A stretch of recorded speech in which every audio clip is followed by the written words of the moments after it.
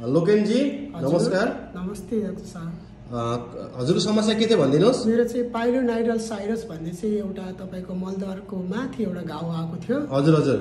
त्यही समस्याले विगत 3 वर्षदेखि एकदमै मेरो सामाजिक चाहिँ के अरे जिन्दगी चाहिँ कार्यहरूमा चाहिँ अप्ठ्यारो महसुस हुन्थ्यो। अनि पिपहरू जाने, तपाईँको त्यो खुनहरू बग्ने हुन्थे, एकदमै दुख्ने पनि चिलाउने पनि। अनि यो समस्याले ग्रसित भएर म चाहिँ यो हाम्रो सुर्खेतमा माता मनोकामनामा आएर मैले आफ्नो उपचार गराएर अहिले मेरो जिन्दगी एकदमै सुखियाली, या तपाईँको भन्नुपर्दा कुनै प्रब्लम ग्रसित छैन। हजुरले खानेकुराहरू केही बार्नु भएन? अस्ति चाहिँ बारेको, तर अहिले चाहिँ बार्नु परेको छैन किनकि सर्जरी सक्सेस भइसक्यो।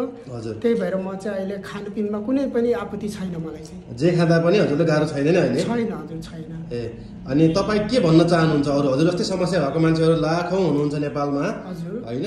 उहाँहरूले के सन्देश दिन चाहनुहुन्छ? म चाहिँ तपाईँहरूलाई म यही भन्दैछु, तपाईँहरूको यहाँ आउनु सुर्खेतमा माता मनोकामना उसमा सेन्टरमा आएर आफ्नो उपचार गरिदिनु होला। र आफ्नो घर परिवारमा आफ्नो समस्या छ भने घर परिवारको सदस्यहरूलाई पनि यहाँ हजुरहरूको डाक्टरसँग भेटेर या फेसबुक उसमा रिल्सहरूमा गएर तपाईँहरू कन्ट्याक्ट राख्न सक्नुहुन्छ।